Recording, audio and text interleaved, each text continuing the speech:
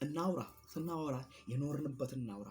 እንስበክ። ስንሰብክ የኖርንበትን እንስበክ፣ እናውራ። ይኸውልህ ኢየሱስ ጌታ ነው ስንል ጌትነቱን ስንሰብክ እንኑርበት። እግዚአብሔር ፍቅር ነው ስንል እኛም ፍቅርን እንስጥ፣ ለወንድሞቻችን ፍቅር። አባቶች ስለ ማስታረቅ ስትሰብኩ አስታራቂ ሁኑ።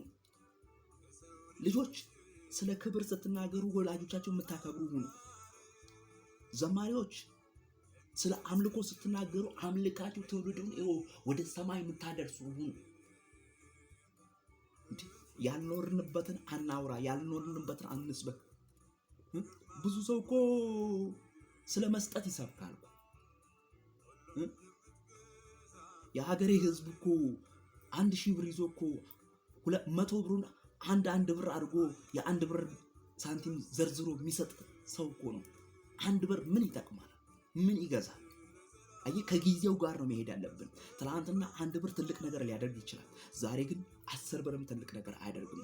ያለንን ስንሰጥ ስናካፍል ያንን ነገር ነው እየኖርን መሄድ ያለብን። ያንን ነገር ነው እየሰበክን መሄድ ያለብን። መጽሐፍ ያለዚያ ዝም እንበል፣ አንስበክ፣ ሌላ ስራ እንስራ። ወንጌል መሸቀጫ አይደለም። በወንጌል ስም አንጣላ። ስንቱ ነው በወንጌል የደለበው? ስንቱ ነው በወንጌል የከበረው? ትላንትና የአገልጋይ ማጅራት ግብድዬ ሲሆን አላየውም። ዛሬ ግን የአገልጋይ ከጉባኤው ማጅራት ይልቅ የአገልጋይ ማጅራት ነው ግብድዬ። እዩት፣ ራሳችሁን እዩት። እኔም ራሴን ልየው።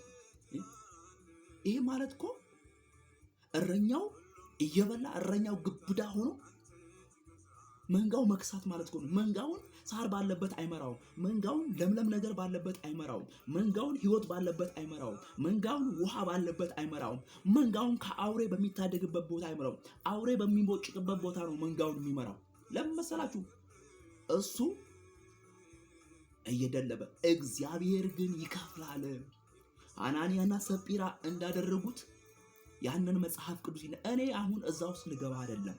ነገር ግን እግዚአብሔር አምላክ እጅ በእጅ የሚከፍል አምላክ ነው። ይከፍላል እግዚአብሔር አምላክ። ብዙ ጊዜ ተናግሬዋለሁ። ወንድማችን ዳዊት ለዚህ ትልቅ ምሳሌ ነው። ዳዊት በፍቅርም ምሳሌ ነው። ዳዊት በጸብም ምሳሌ ነው። በነገራችን ላይ ዳዊት እንዲህ ነው የሆነው።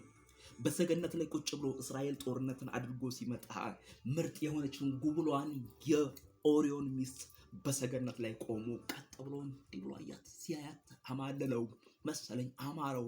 ከዛን አስጠራ፣ አመጣ፣ አስነወራት።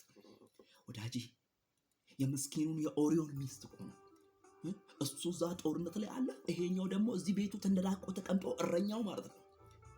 ዳዊት አስጸያፊ የሆነ ኃጢአት ሰራ፣ የድሃውን አንዷን። ወዳጄ እግዚአብሔር ግን ይከፍላል። ያ የእግዚአብሔር ነቢይ አገልጋይ ከእግዚአብሔር ሰምቶ የሚያሰማ መጣናል። ዳዊት እንደዚህ አለው፣ ጌታዬ በከተማችን ላይ አንድ ባለ ሀብት ነበረ፣ አንድ ባለ ጠጋ ነበረ። የድሃውን አንዷን በግ ወስዷት በላት፣ አረደበት። ዳዊት በደም ፍላት ተነሳ። ወዳጄ እንዲህ በኔ መንግስት በኔ ግዛት ይሄንን የሚያደርግ አለ እንዴ? ማን ነው? ማን ነው? አትንኩኝ ባይ ማን ነው? እኔ አለ። ያም ሰው አንተና ነው። 4 እጥፍ ይክፈል ካለ በኋላ ያም ሰው አንተና። ዳዊት 4 እጥፍ ከፈለ። ወዳጄ ዛሬ የዘራሃት መልካም ዘር ነገ ለልጆች ትተርፋለች። ዛሬ የሰረካት ነገር ነገ ለልጆች ትተርፋለች። ዛሬ የሰረካት ሌብነት ነገ ለልጆች ትተርፋለች። ዛሬ ያገለገልካት አገልግሎት ነገ ለልጆች ትተርፋለች። ስለዚህ በእግዚአብሔር ቃል ላይ አትሸቀጥበት። የእግዚአብሔር ወንጌል ትውልድን ማዳኛ እንጂ ወንጌል ትውልድን ማስቀየሚያ አይደለም።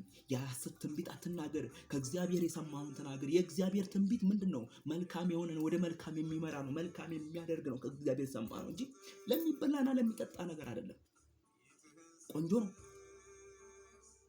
ማን አለ ትልቅ ሰው? ጠፉብን እኮ። በጌታ በኢየሱስ ስም እግዚአብሔር መልካሙን ጊዜ ያምጣ። እግዚአብሔር መልካሙን ጊዜ ያምጣ።